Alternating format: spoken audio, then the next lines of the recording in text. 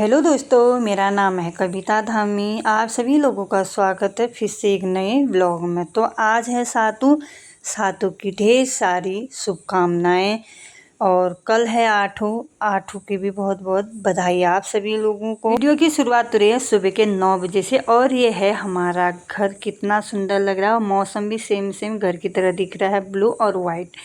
ये है फूल का पेड़। मैं यहाँ से फूल तोड़ के ले जा रही हूँ क्योंकि मेरे को अभी पूजा करना है। पूजा तो ऑलरेडी हो चुकी है, दामी जी ने कर दिया है, तो मेरा मन नहीं मानता तो मैंने तो करना ही है क्योंकि मेरे लड्डू गोपाल को नहलाया नहीं है तो मुझे नहलाना पड़ता है। वो खाली पूजा कर देते हैं, नहलाते नहीं है। तो यहाँ पर मेरे कान्हा जी नहा धो के एकदम फ्रेश हो गए, तैयार हो गए हैं।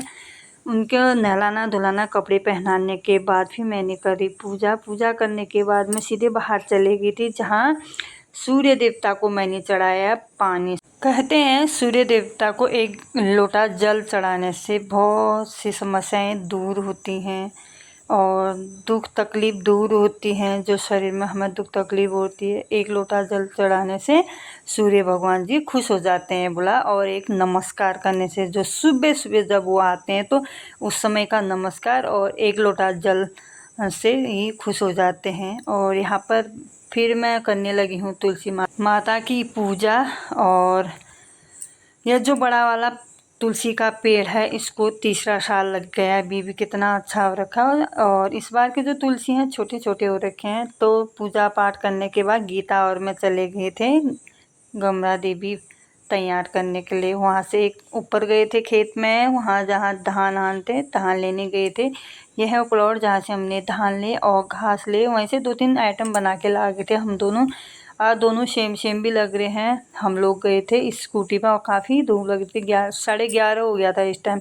घर का काम भी तो कितना होता है। सारा काम निपटाने के बाद फिर हम चले गए थे वहाँ। और मैंने यहाँ से घास भी निकाला और धान भी निकाला। धान कम ही निकाला, खाली डांट पड़ती करके डर लग गई थी हमको। और उन लोगों ने भी बहुत मेहनत कर रखी है बेचारों ने, क्यों खाली धान निकाले। 2-4 पेड़ लाए और सारा घास था।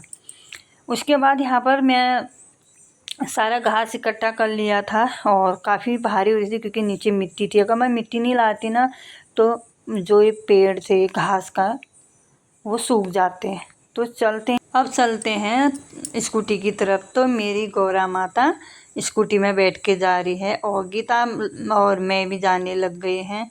तो थोड़ा बहुत गीता भी ढूंढ ढाँट के लाई घास। तो सभी घासों को इकट्ठा करके फिर जाके मैंने बनाया। 5-6 चीज़ इसमें भी इकट्ठा करते हैं। क्या क्या बताऊँ, कुछ घासों का तो नाम पता नहीं है पर मैं जानती हूँ कौन सा पौधा इसमें डालते हैं। और यहाँ पर मेरी गौरा मैया भी तैयार हो गई है। और कल आएंगे महेश्वर, जो गौरा मैया की और महेश्वर जी की होगी शादी। और यहाँ से दिया भी देख रही है हम लोगों को ये क्या कर रहे हैं करके। तो शाम हो गई थी, 4 बज चुके थे। यहाँ पर मैं गौरा मैया को तैयार कर रही थी। श्रृंगार का सामान लाई थी, चूड़ियाँ और जो पूरा सेट मिलता है वो लाई थी। उसके बाद आ गई थी मैं बिरुड़े। ये रिवाज मैंने अभी तक नहीं तोड़ा। जो बच्चा बचपन में देखा होता है, सीखा होता है, उसी को ये चीज़ आती है। मैंने भी अपनी मम्मी से गांव में सीखा था। तो बहुत सारी लेडीज है, मतलब मेरी ताई जी, अम्मा, मम्मी जो भी होते हैं गांव में, सभी लोग जाते थे धारे में।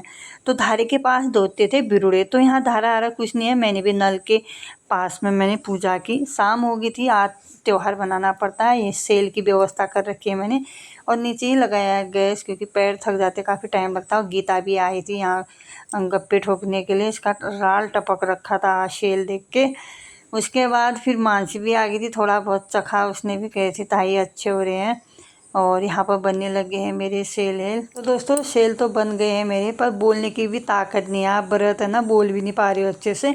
और ये डोरी भी आ गई थी, पीली वाली डोरी जो हाथ में बांधते हैं। जो लाल वाली होती है कल गले में बांधेंगे। इस वीडियो को यहीं पर एंड करते हैं। नेक्स्ट वीडियो के लिए बने रहे, तब तक के लिए बाय बाय।